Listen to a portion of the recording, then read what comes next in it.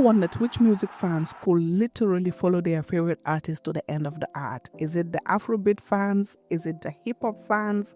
Is it the Bongo fans? Or is it the Ndaga fans? And I'm not talking about casual listeners who have a few songs on their playlist. I'm talking about those die-hard devotees who memorize every song. They defend their artists on social media at 2 a.m. and somehow they know the birthday of every producer who worked on their favorite album. Well, today we're throwing 4 heavyweight contenders into the ring: the people of the Afrobeats, the East African heartbeat of Bongo Flava, the West African cultural treasure that is Ndaga, and of course hip-hop. So each genre has carved out its own passionate fan base.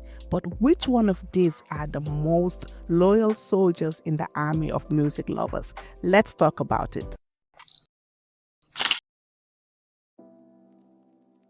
Before we crown our champion, let's talk about what fan loyalty actually looks like in 2025. We're not just counting streams, although those numbers are valid and they're wild, but we're also looking at engagement, cultural connection, community building, and that indefinable quality that makes someone say, this is my music, and I mean it with my whole chest. So the beautiful thing about comparing these 4 genres is that they each represent different approaches to building a devoted fan base, from hip-hop's decade-long cultural dominance to Afrobeats' explosive global rise, from Bongo's regional reign to Ndaga's deep cultural roots. Let's talk about it, starting with hip-hop.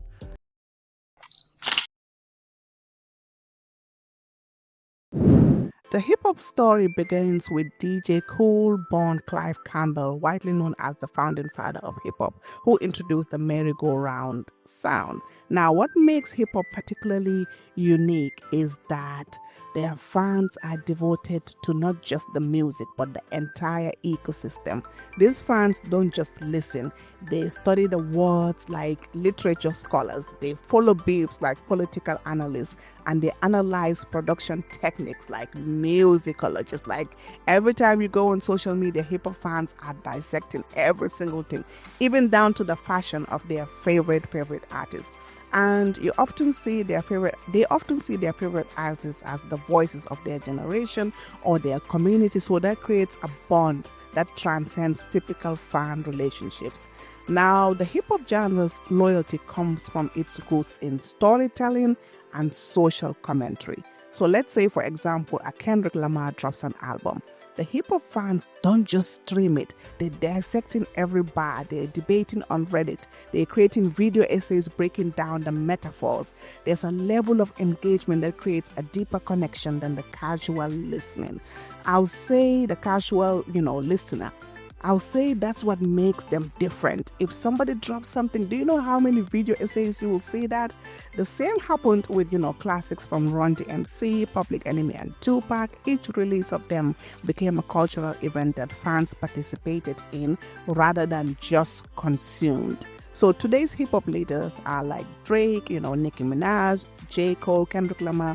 They command massive followings, but also the loyalty pattern stays the same.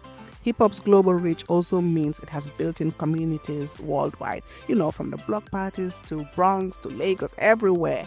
The numbers also speak of this devotion. And somewhere that I say comes close would be the one that we're going to talk about, which is Afrobeats.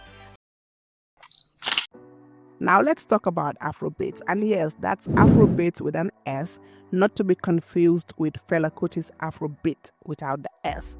So the distinction is important because while Fela pioneered Afrobeat in the 1970s, the modern Afrobeats movement has entirely different roots and pioneers. So the term Afrobeats gained popularity in the early 2010s through British Ghanaian DJ, I think it's DJ Abaranti, as a catch-all for the new wave of pop-inflected African music. So the real pioneers of this movement includes Two-Face, to Baba now, who laid much of the groundwork. I'll say we'll have to give him that. You have to give Two-Face that he laid much of the groundwork, and then with African Queen, and then D'banj came in, who brought the sound of the international attention. But the current big three, in quotes, is Wizkid, Davido, and Burna Boy, who have truly globalized the genre. Now, the numbers are absolutely amazing because between 2017 and 2022, there was a 550% growth in Afrobeats streamed on Spotify. Burna Boy alone has accumulated 11.9 billion streams across major platforms, with 6.6 billion coming from Spotify alone. And he's became the first African artist to reach 100 million streams on Spotify, with 3 of his albums reportedly surpassing 100 million streams each. Wizkid also made history with collaborations like One Dance with Drake, while Davido's Fall surpassed 200 million YouTube views, making him a record breaker. Now, the strategy this artist employed was revolutionary because instead of the traditional album every few years approach, they dropped 10 to 15 songs each per year, maintaining constant visibility and engagement. And what's fascinating about Afrobeats loyalty is, how did I even forget Tiwa? While I said that, Two-Face laid the foundation, D'banj came in, Tiwa Savage also came in. She came in after that, and it was like something so fresh and something that was so new. And Afrobeats fans are loyal. They're so loyal in a way that it has stopped being just African fans that love Afrobeat. Now it's like gone global. It's about representation globally, and there's this culture and there's this pride, and it's not just like a one country thing. Afrobeats is something that almost all the countries in Africa listen to, so we all have claimed it as our own. That's how loyal we are, because we are like, as long as it's African music, it's our own. Now, moving on to Bongo Flava, which myself, I will say I learned about recently. And this comes from East Africa, Tanzania specifically. So there's this incredible contribution to the global music scene by Tanzania. And the Bongo Flava emerged in the 1990s when young Tanzanians began performing Swahili versions of American rap and R&B at beach concerts and local venues, because Swahili is the language that they speak over there. So they will take an American song and they will perform it in Swahili.